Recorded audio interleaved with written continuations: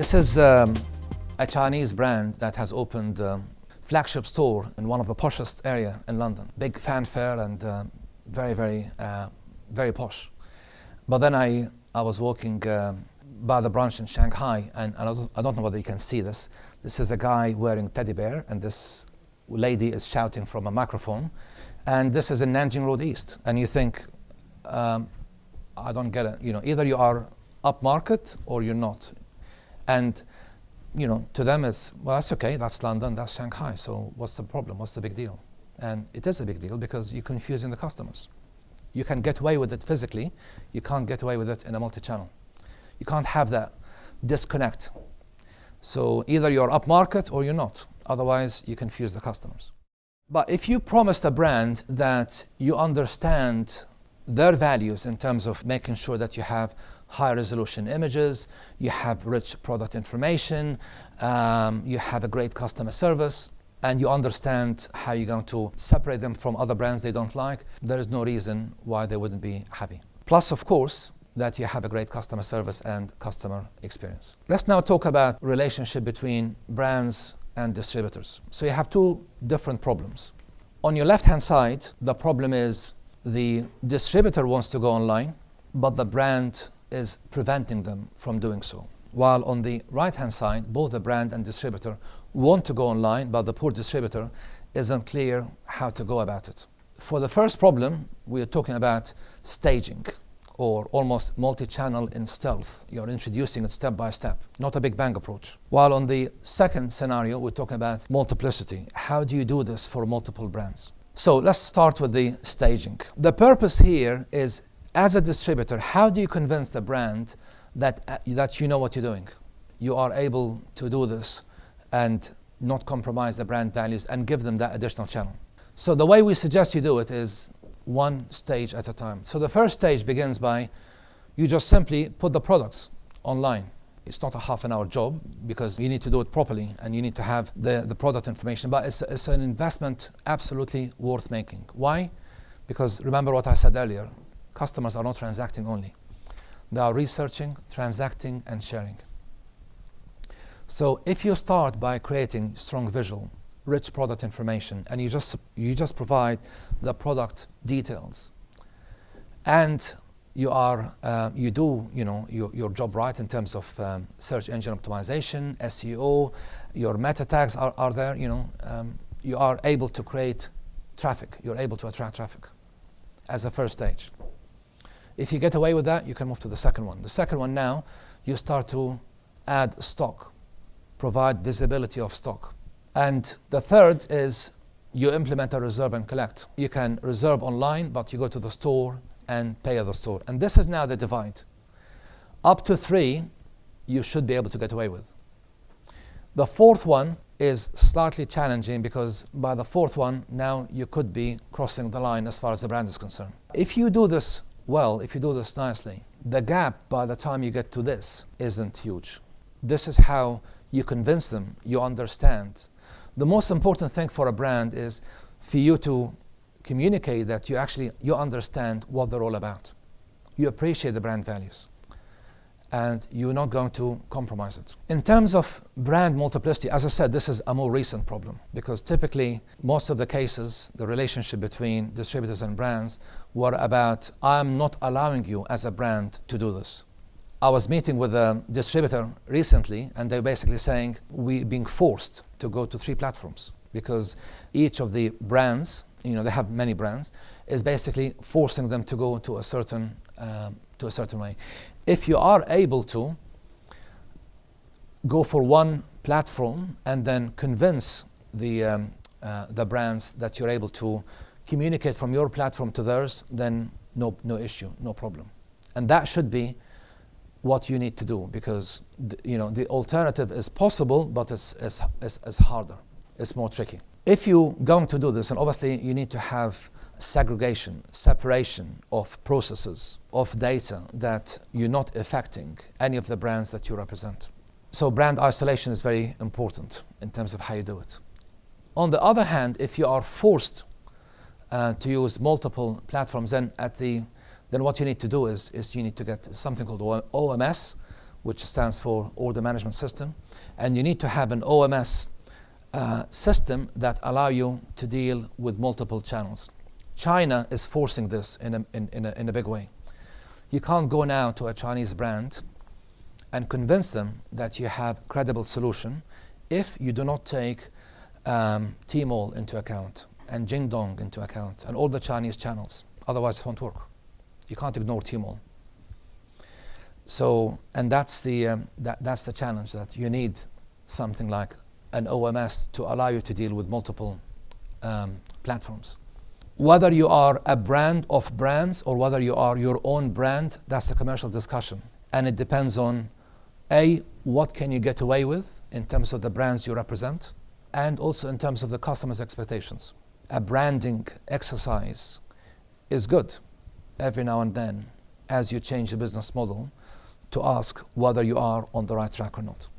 In terms of franchising, that's a big debate right now. Lots of people are asking how to make it work. And the key word here, again, is inclusion. Don't isolate them, bring them in. Because if you bring franchisees in and you introduce features such as click and collect, customers ordering from the web and then going to the franchise store and buying it, then you are getting their buy-in. You're not fighting them, so they will have less reason to feel threatened.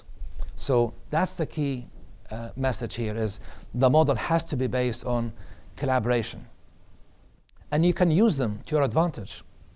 Bricks and mortar is a massive advantage. Pure online retailers are at a disadvantage. And that's the reason why pure online retailers are trying to come up with deals with convenience stores and 7-Eleven and all have you, to have something that they can have in terms of presence. And that's important. It's multi-channel, it's not e-commerce. And ability to publicize events at the stores, at the franchisees from the website is an absolutely crucial step to get their buy-in and to make this thing work. Click and collect. So one of the problems, speaking to brands, when they whinge about the franchisees, they basically say, we have a new collection, we have a certain standard, certain expectations in terms of what is bought and what is displayed. We go to the stores and we don't see it. They don't buy the stock that we want them to buy. They don't merchandise it in the way we want them to merchandise. They don't buy enough pieces. So it's not balanced. So it's compromising my brand. That's a common problem. Multi-channel prevent this, because you can have the full range in every franchisees. Not necessarily in the store, but in a kiosk. So you can use kiosks as a mechanism to actually cross this gap, this divide. So then you have, you can even go as far as saying that halo effect line collection that I'm gonna have in my season, you will not find it in the store, you will only can order it on a kiosk. So then you have consistency between them. You have a lot of tools to play with. So you need to be clear about your commercial, your branding objectives, and then execute accordingly. And last but not least, don't forget this. They must be rewarded for a purchase in store via a kiosk, for a return, and for participating in the actual venture. Otherwise, it won't work. And the bit in the middle is all about understanding what kind of process you need to go through. How do you support the franchisees? In terms of digital stores, you can create almost like a microsite for them to get that local aspect bridge. In terms of franchise physical stores, there are a number of social engagement, third party. You need to have that kind of common operating model. One of the things that we've done as an organization, we assisted Tesco.com to roll out solutions across the world. 10 countries, from East Europe, Czech Republic, Slovakia, Poland, to Malaysia and Thailand, to China, America, South Korea. Is possible. But there is clarity in terms of what needs to happen. There is a standard operating model that's created. Carrefour Warehouse, second largest mobile retailer in the world, after China Mobile. Again, we rolled out a solution. 8 countries across Europe.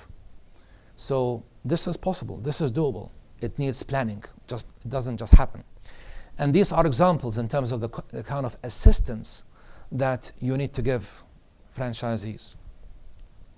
Talked about microsites, templates, for them to feel involved, to have involvement in the actual venture. Dashboard, analytics, segmentation, to give them the insight and the tools they need to sell. Because again, a lot of these businesses have a B2B mentality, have this landlord mentality, not trading. Obviously, you're trying to create that kind of consistency in the customer service. This is quite an important point. Very few retailers have a good understanding of a common centralized customer view.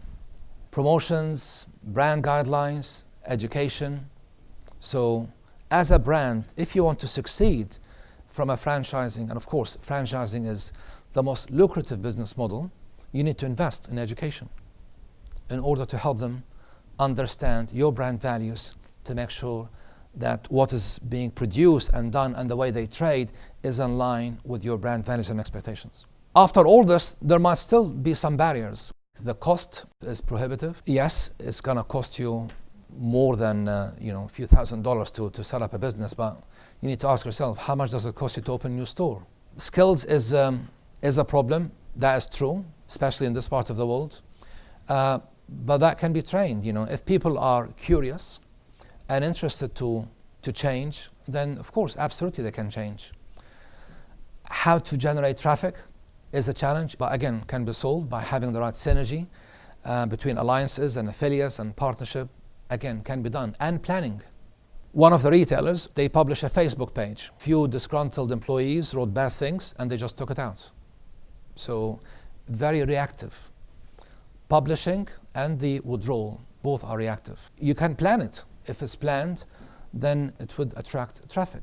Conflict of channel. There is this concern that this cannibalization is a very old word. It's gone. It's no longer about cannibalization. Anyone still thinks about cannibalization, missing the point, missing the big picture. Anywhere in the world. This misconception, one of the famous Italian brands recently, only a year ago, said our merchandise will never be sold on the internet because this is used to sell cheap second-hand cars. That might be true in 99, 2000, certainly not true today. So this B2B mentality is what needs to change. And to start with is to get more interest in your customers. That's where it all begins. And having that kind of customer insight and customer experience. Showrooming. Showrooming means someone walks into the store, they look at the merchandise, they examine it, they try it, they like it, and then they order it from somewhere else. Look at the mobile and order it. You will never be able to change that. This is now reality. And to even think or suggest that you can somehow prevent it, it's absolutely hopeless. And you just need to basically recognize that it's happening and work around it. How do you work around it? By having interest in the customer journey. Sometimes when we work with our clients and we ask them, so how would you describe the customer experience or the customer journey? Who's actually interested in the customer experience? Many don't know what we're talking about. That customer experience is not something they pay attention for or even understand in certain cases. Stores are changing. If you look at the UK, stores are closing down, opening overseas, and then turning into multi-channel to compensate for revenue. And the stores that are being opened are more used as flagship stores to demonstrate the brand and to have that kind of experience, customer experience. And the customer experience is all about excitement, interest, innovation, and customer service. As I said, for some customers, for some segments who are only interested in price, they will always be interested in price. But that's not the whole world. Rich information. You can provide rich information. You can provide targeted promotions. You can provide exclusivity on channels. So certain products only available in certain channels. That's how you combat showrooming, not pretending it doesn't exist.